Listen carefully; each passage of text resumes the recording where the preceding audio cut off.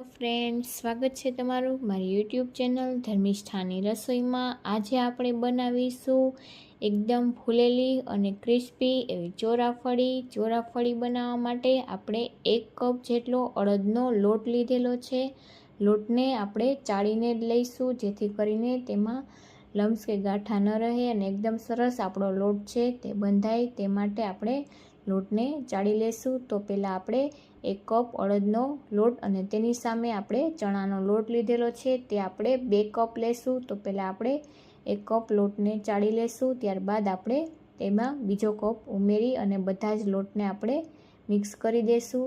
તો આ રીતે 1 કપ અડદના લોટની સામે આપણે 2 કપ ચણાનો લોટ લેવાનો છે। તમે જો પરફેક્ટ માપ અને આ રીતે ટિપ્સથી બનાવશો તો તમારી પણ ચોળાફળી એકદમ ફૂલેલી અને પહેલી જ વારમાં પરફેક્ટ બનીને તૈયાર થશે।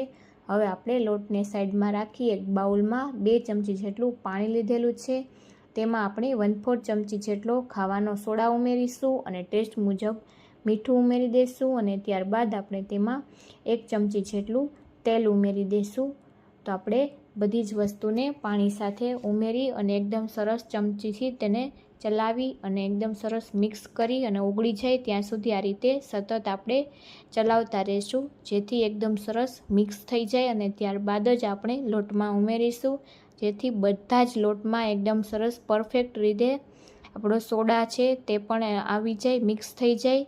જેથી કરીને આ રીતે પાણીમાં મિક્સ કરી અને ત્યારબાદ જ ઉમેરવો, જેથી એકદમ સરસ આપણો લોટ છે તે તૈયાર થઈ જાય અને તેમાંથી એકદમ સરસ ફૂલેલી આપણી ચોરાફળી બનીને તૈયાર થાય।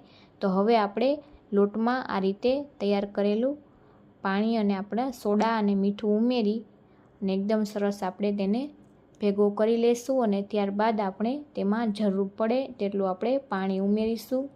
તો પહેલાં આપણે શરૂઆતમાં જ બધું પાણી ઉમેરવાનું નથી, આ રીતે પહેલાં એકદમ સરસ મિક્સ કરી લઈશું, ત્યારબાદ આપણે પાણી લઈ અને થોડું થોડું પાણી ઉમેરતા જશું અને આપણે લોટ બાંધતા જશું।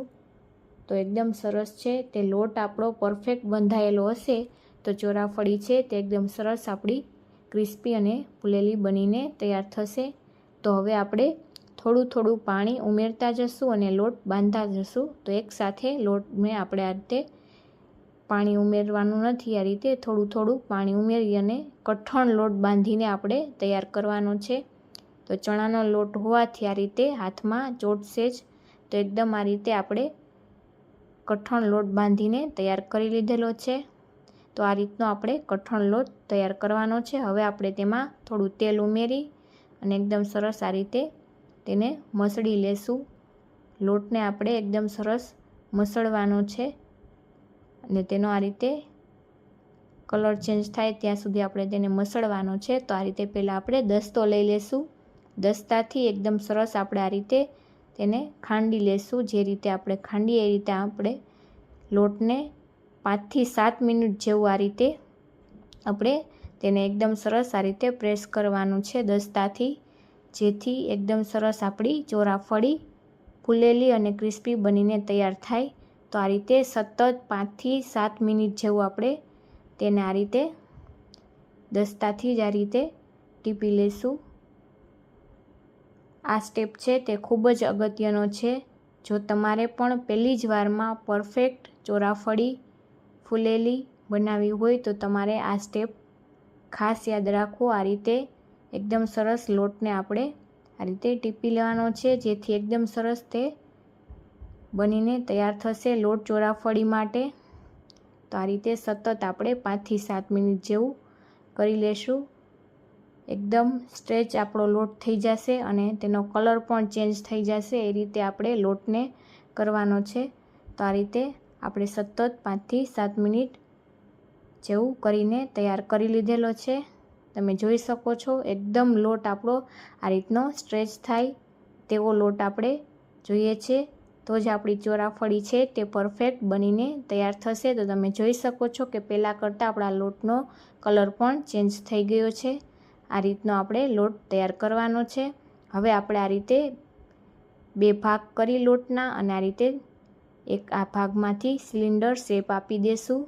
તો આ રીતે સતત એકદમ પ્રેસ કરી અને આ રીતે સિલિન્ડર શેપ આપણે કરી લેશું। જેથી કરીને એક સરખા લુવા વાળીને તૈયાર થાય અને એક સરખી આપણે પૂરી વણી શકીએ. તો આ રીતે એક સરખા આપણે લુવા વાળવા માટે આ રીતે શેપ આપી અને આ રીતે છરીથી આપણે કટ કરી લેશું અને આપણે લુવા તૈયાર કરી લેશું. તો એકદમ ઇઝીલી બજાર જેવી જ આપણી ક્રિસ્પી એવી ચોરાફળી બનીને ઘરે જ તૈયાર થઈ જાય છે. તો બજારની શા માટે લેવી? તો આ રીતે આ રેસીપીથી તમે પણ એકવાર જરૂરથી બનાવીને ટ્રાય કરજો. તમે પણ આ રીતે માપથી અને આ રીતે ટિપ્સથી બનાવશો તો તમારી પણ ચોરાફળી પરફેક્ટ જ બનશે. તો હવે આપણે એક બાઉલમાં આ રીતે બધા જ લુવા વાળી લેશું. તો આ રીતે આપણે પ્રેસ કરતા જશું અને આ રીતે બધા જ લુવા વાળીને તૈયાર કરી લેશું. હવે આપણે આ લુવા છે તેમાં આપણે તેલ લગાવી દઈશું. આપણે લોટને છે તે સુકાવા નથી દેવાનો. તો આ રીતે આપણે તેલ લગાવી દઈશું જેથી એકબીજા સાથે આ રીતે ચીપકી ન જાય અને લોટ છે તે આપણો સુકાઈ ન જાય. તો આ રીતે બધા જ લુવાને આપણે આ રીતે તેલથી ગ્રીસ કરી લેશું અને ત્યારબાદ આપણે તેને ઢાંકીને રાખીશું. આપણે એક એક લુવો લેતા જશું અને આપણે પૂરી વણતા જશું. ત્યાં સુધીમાં આપણે બીજા લુવાને આ રીતે ઢાંકીને જ રાખવાના છે. તો હવે આપણે પાટલી વેલણમાં આપણે પૂરી વણી લેશું. તો જો જરૂર લાગે તો તમે મેંદો કે ચોખાનો લોટનો ઉપયોગ કરીને પૂરી વણી શકો છો, જેથી ઝટપટથી વણાઈ પણ જશે. તો આ રીતે આપણે કોરો લોટ લઈ અને પૂરીને વણી લેશું અને આપણે પૂરીને સૂકવવા માટે રાખવાની છે, જેથી આપણે આ રીતે બાજુમાં કપડું રાખી અને તેમાં આપણે સૂકવતા જશું. તો આ રીતે આપણે મીડિયમ થિકનેસવાળી પૂરી વણવાની છે. સાવ પતલી પણ નથી કરવાની અને વધારે પડતી જાડી પણ નહીં, એ રીતની આપણે પૂરી વણવાની છે. જો સાવ પતલી પૂરી થઈ જશે તો આપણી ચોરાફળી છે તે ફૂલાશે નહીં, જેથી આપણે આ રીતની મીડિયમ પતલી એવી આપણે પૂરી વણીને તૈયાર કરવાની છે અને તેને આપણે સૂકવતા જશું. તો આ રીતે આપણે પૂરી વણીને તૈયાર કરી લેશું. તો આપણે બધી જ પૂરીને આ રીતે વણી લેવાની છે અને તેને આપણે સૂકવી દેશું. તો આપણે પંખા નીચે તેને સૂકવવાની છે. 5 મિનિટ જેવું આપણે તેને સૂકવીશું, જેથી કરીને એક સાઈડ સુકાઈ જાય ત્યારબાદ બીજી સાઈડ પાછી ચેન્જ કરી અને 5 મિનિટ આપણે સૂકવીશું. તો આ રીતે આપણે પૂરીને વણીને તૈયાર કરી લીધેલી છે. હવે આપણે બધી જ પૂરીને આ રીતે વણતા જશું અને સૂકવતા જશું. તો આ રીતે આપણે પંખા નીચે જ કપડા પર સૂકવી દેશું. તો એકદમ ઇઝીલી છે તે ચોરાફળી બનીને તૈયાર થઈ જાય છે. તો એ જ રીતે આપણે બીજો લુવો લઈ લેશું અને બીજી પૂરીને પણ વણી લેશું.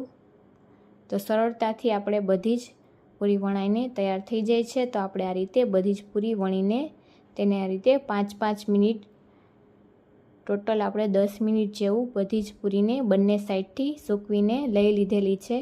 તમે જોઈ શકો છો કે એકદમ પૂરી આપણી છે તે સુકાઈ ગઈ છે.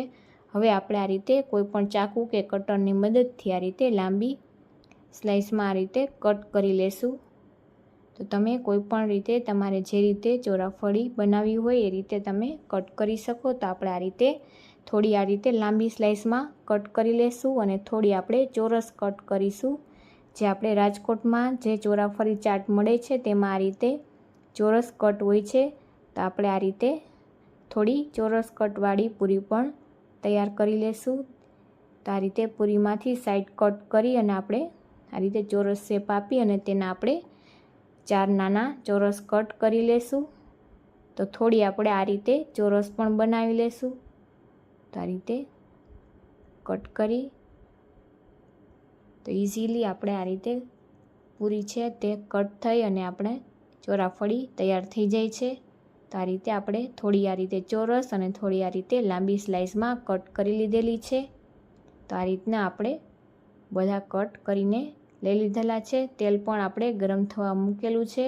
તો આપણે હવે સ્પેશિયલ મસાલો બનાવી લઈશું, જેના માટે આપણે 2 ચમચી જેટલો કાશ્મીરી લાલ મરચું અને આપણે તેમાં ચપટી જેટલું સંચળ ઉમેરી દઈશું અને એકદમ સરસ મિક્સ કરી લેશું. તો તો આપણે આ મસાલો છે તે પહેલાં જ રેડી કરીને રાખી દેવાનો, જેથી કરીને આપણે ચોરાફળી તળીને લઈએ ત્યારે ઉપર ગરમ ગરમ હોય ત્યાં જ આપણે તેમાં તેને ઉમેરી દેવાનો. તો આ રીતે તેલ છે તે ગરમ થઈ જાય એકદમ, ત્યારબાદ આપણે ચોરાફળીને ઉમેરતા જવાની છે. તમે જોઈ શકો છો કે એકદમ સરસ આપણી ફૂલેલી ચોરાફળી બનીને તૈયાર થઈ છે. તો આ રીતે ફૂલી જાય ત્યારબાદ આપણે ફ્લેમ છે તે સ્લો કરીને જ તળવાની છે. તો આ રીતે સ્લો કરી બંને સાઈડથી આપણે તેને લાઇટ ગોલ્ડન કલરની થાય ત્યાં સુધી તળી લેવાની છે. તો એકદમ સરસ આપણી ચોરાફળી ફૂલીને તૈયાર થઈ જાય છે. તો તમને મારી આ રેસીપી કેવી લાગી તે કોમેન્ટમાં જણાવવાનું ભૂલતા નહીં. તો થોડી આપણે ચોરસ અને થોડી આ રીતે લાંબી સ્લાઇસ બંને રીતે આપણે ચોરાફળીને તળી લેશું. તો આ રીતે આપણી ચોરાફળી બંને સાઈડથી તૈયાર છે તળાઈને, તેને આપણે બાઉલમાં લઈ લેશું અને બીજી આપણે ચોરસ છે તેને પણ ઉમેરી દઈશું. તો આ રીતે ત્યારે ફ્લેમ છે તે આપણે હાઈ કરી દેવાની. તો આ રીતે ફૂલાઈ જાય ત્યારબાદ આપણે ફ્લેમને સ્લો કરી દઈશું અને બંને સાઈડથી આપણે ક્રિસ્પી થાય ત્યાં સુધી થવા દઈશું. તો આ રીતે આપણે ચોરસ આપણી ચોરાફળી છે તે પણ એકદમ સરસ ફૂલાઈને તૈયાર થઈ ગઈ છે. તો તમને જો મારી આ રેસીપી ગમી હોય તો વિડીયોને લાઈક કરજો, શેર કરજો. તો આ રીતે આપણે બધી જ ચોરાફળીને તળી લેશું. તો આ રીતે તે પણ આ રીતે લાઇટ ગોલ્ડન કલરની થાય ત્યાં સુધી આપણે તેને પણ તળીને પ્લેટમાં લઈ લેશું. તો એ રીતે આપણે બીજી ચોરસ આ રીતે ચોરાફળીને પણ તળી લેશું.